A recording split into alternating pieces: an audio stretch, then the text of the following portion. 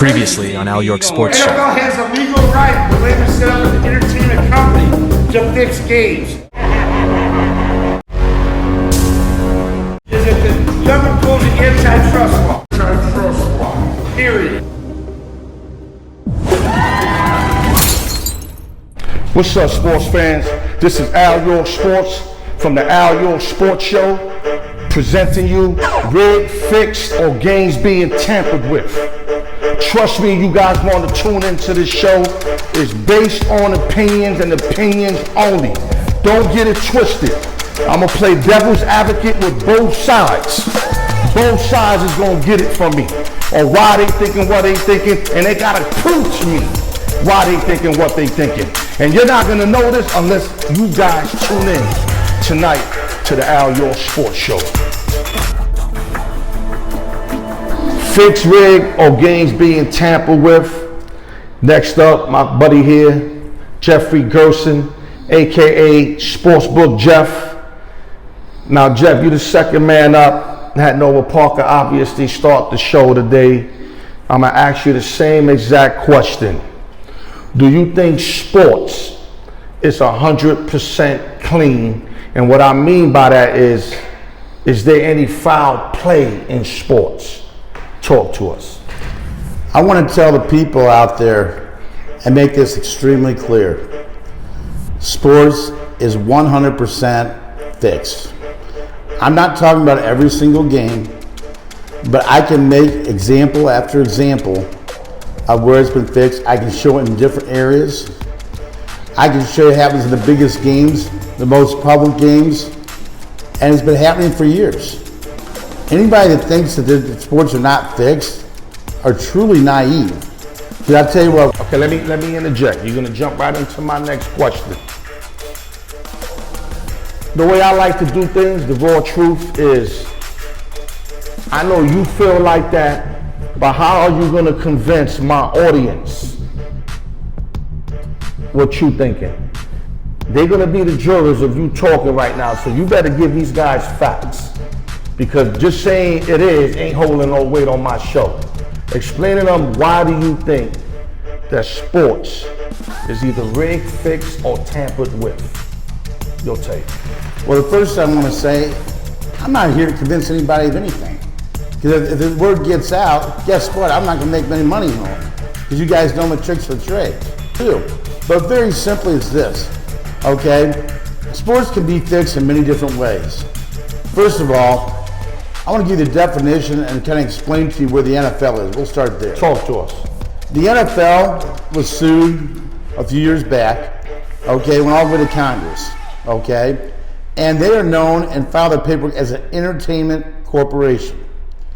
For those who don't know what that means an entertainment corporation is the same as the World Wrestling Federation, which means that you have the ability to fix games legally because you are an entertainment company. Okay, now is this in stone? It's in stone, okay? The only way for them to not be able to fix games would be for Congress to pull the antitrust. If they pull the antitrust, now they would be in trouble for legally fixing games. Gotcha. And now, taking it a step further, if you look at how this thing's progressed, you got the NFL with a NFL team in Vegas and the Raiders. You have gambling partnerships with people all across the country, and you don't think that they have a way of controlling the game? Think about it. 30 years ago, 25 years ago, there was an instant replay, okay? We were debating back, it goes back to the 1999 NFC Championship game with the Rams and Tampa where the catch was. Now they come out and they have the instant replay, and they can make that decision what a catch is. And even today, I don't think any of us know what a catch is, but they have control over it. Right. You know, number two, I mean, if you look at Super Bowls when it comes to the NFL, I'll tell you the biggest fixed games there are the Super Bowls. Okay, you go back to the Super Bowl between Seattle and Pittsburgh. You get a 14-10 game at Pittsburgh. Seattle makes a big play from about the 40 down to the 1 yard line. They huddle up, they go up to the line of scrimmage, and all of a sudden there's a flag thrown for the last play. Holding. Okay? You know what ends up happening. You end up having the flea flicker, a 21-10 game. Those teams stayed in and dominated the game. It was play calling. Okay? You knew that Belichick went and videotaped the practice for the Rams. He knew the play calls. He knew the signs. I mean, it's very, very, very easy. And then, one of my favorites is the New England Atlanta game. If you ever go on the NFL Network and actually watch the rerun of the game, there's a key part of the game where Atlanta has a chance after New England came back to go up 2 scores late in the game. Right. You have a third down play. They're already in field goal range. All they have to do is run the ball. Well, if you look 2 plays earlier on the sidelines, you have an assistant coach look at a running back that's not in the game and go, in 2 plays. Now, if you guys should go to that play now that Ryan gets sacked, okay, guess who's in the game? That running back's in the game. He blows the damn block, okay, gets out of field goal range, and you know what happens from there? Tom Brady history, okay? And why do they allow Tom Brady to have such success?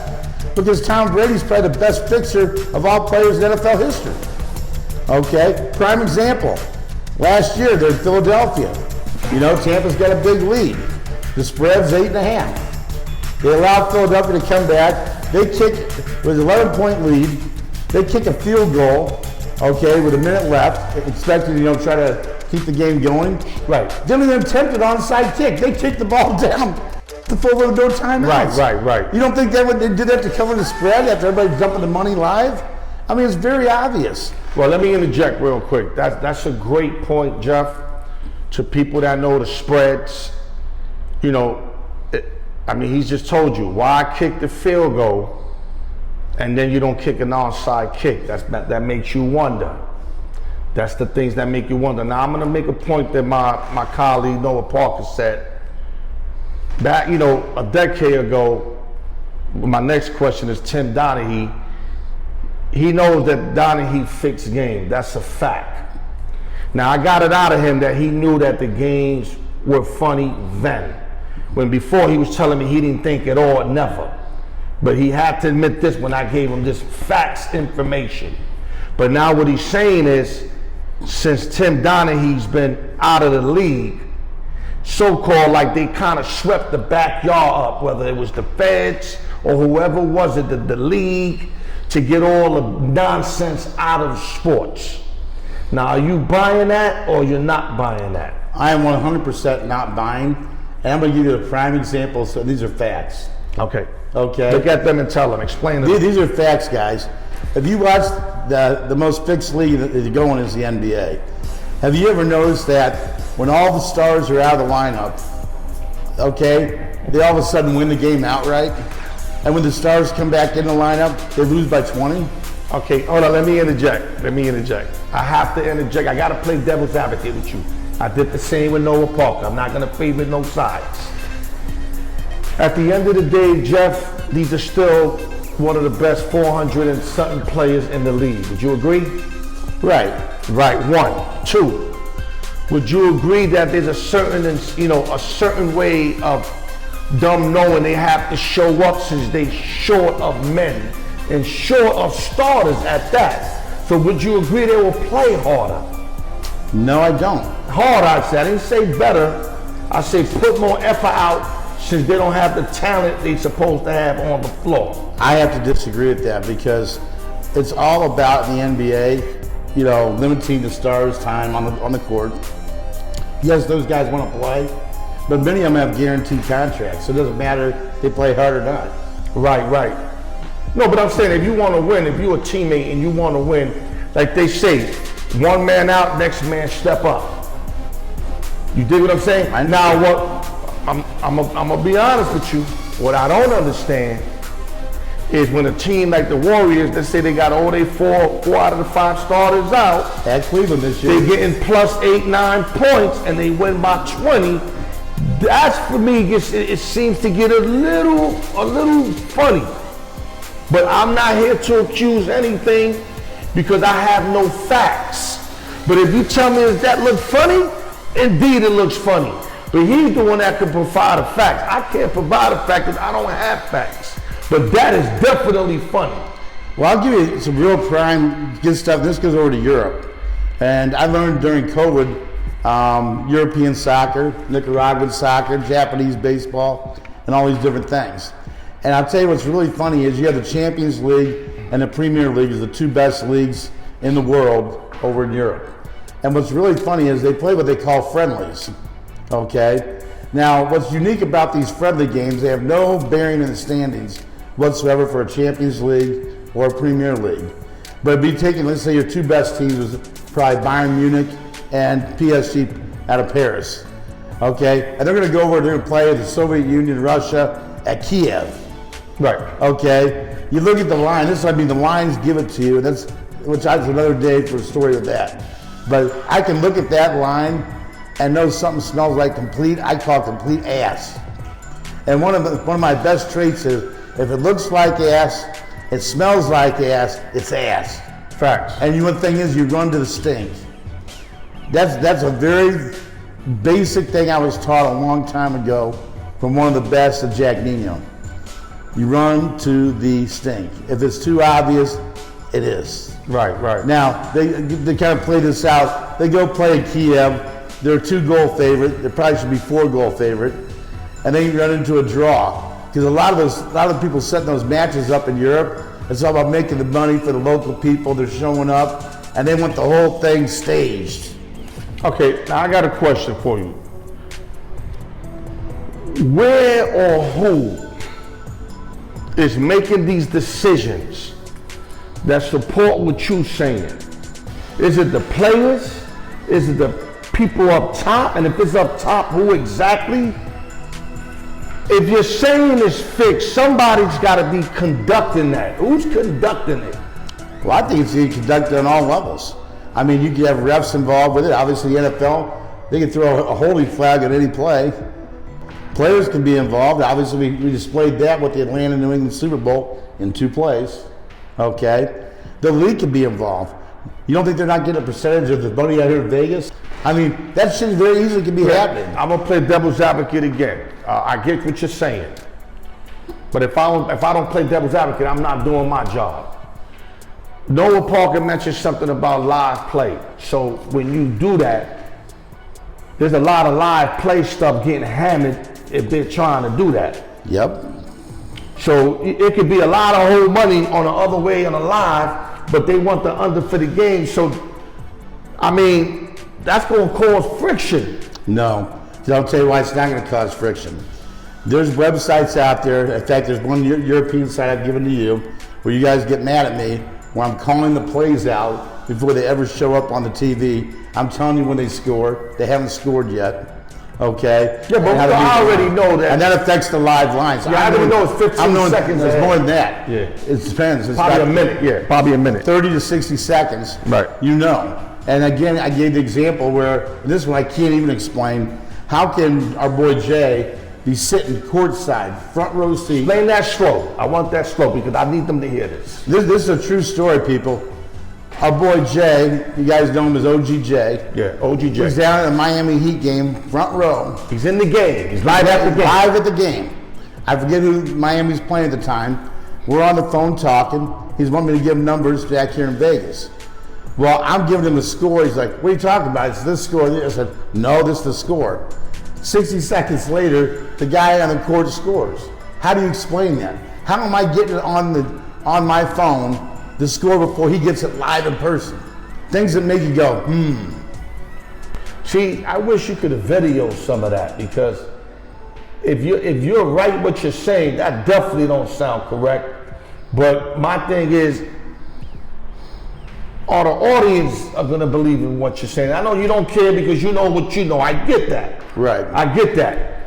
But how are they gonna believe that? You know what? It's just being there and seeing it time after time after time. Okay, now I'm gonna rewind on the New England game.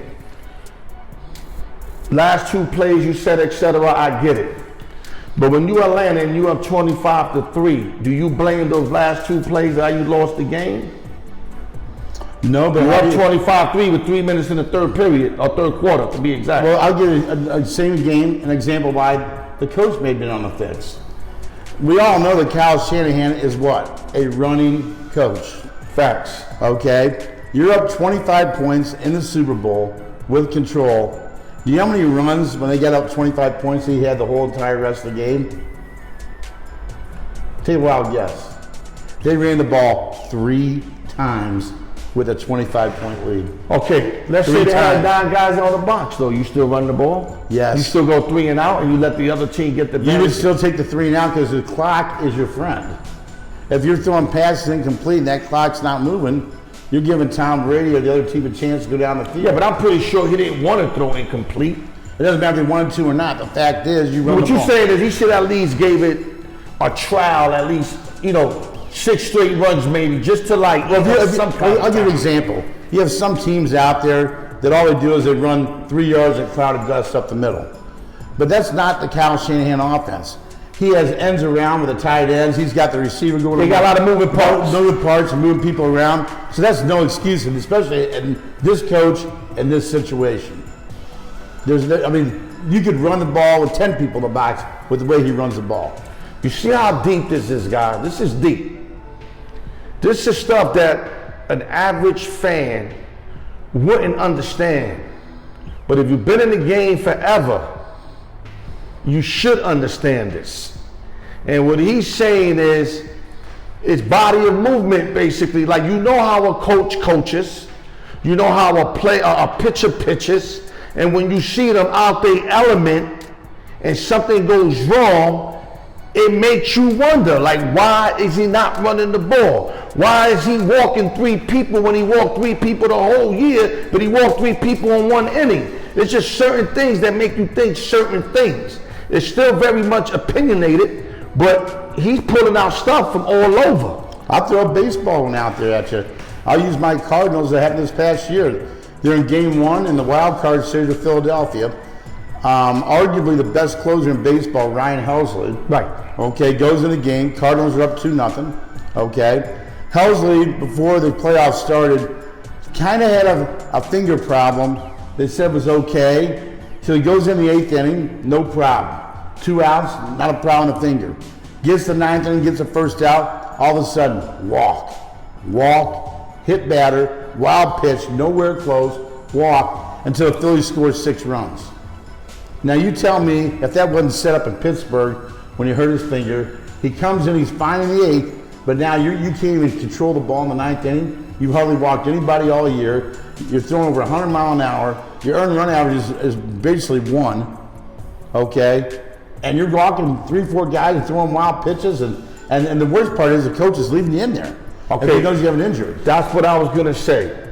I can see a pitcher, something maybe got re-aggravated, maybe the ball hit his hand, maybe he did something, but why are the coaches seeing this and allowing him to continue when he's your ace closer?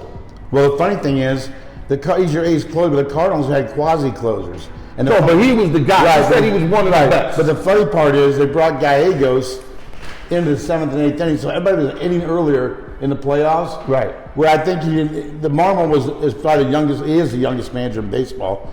He made a mistake. But the thing is, if you knew the guy was injured, what you knew before the game, as a coach, and I was a baseball coach for 23 years, I can tell you, I know my pitchers left and right. Facts. I know if this guy's high in the zone, he's tired. If he's low in the zone, this guy might be tired. He's losing velocity. As soon as I see Helsley lose control on 1 or 2 hitters, I know. You supposed to yank him. That's what I'm saying. He's out. I don't care. You have to trust your teammates. You can't have somebody out there with an injury. Well, that game cost the Cardinals their season. Plain and simple. Because of being too stubborn to pull a guy that's injured, or you're on the tape. One of the two. Right. Okay, guys. Jeffrey Gerson, a.k.a. Sportsbook Jeff. We had Noah Parker leaning on the sports being 100% legitimate, especially after that Tim Donaghy situation. He feels like the sport's been cleaned out, the NBA, and he thinks everything else. He thinks there's too much money for sports to be tampered with, and Jeffrey Gerson feels the opposite way. He feels there's an ongoing thing. Y'all can go to YouTube, look these things up. Now, what he's thinking of it is still his opinion, but I guarantee you, he's seen it, so you might want to look at it to see how you take on the situation. And I got last words. I do have last words. This is going to go back to the NBA, and this is going to go to our boy again, Noah. Okay. 2 years ago, we're in the final 8 of the NBA, and I'm going to have 2 series run simultaneously. This series opened up about 4 or 5 to 1 Suns.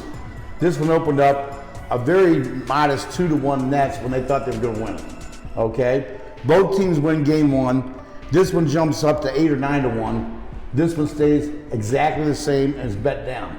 And that was after a 30-point loss. You go to game 2. Both teams win again. Okay? This one jumps up to 14 to 1. This one only jumps up to 350, and that's after the Nets won game 2 by 40.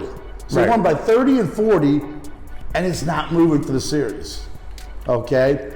I will tell you, we made one of our biggest scores ever. We knew right then and there, and we kind of knew ahead of time the Bucks were winning. We unloaded the series, the East, to win it all, every single game, and it was roll baby roll time from that point on. Okay? And we knew this series over here, Denver's getting swept, and they got swept.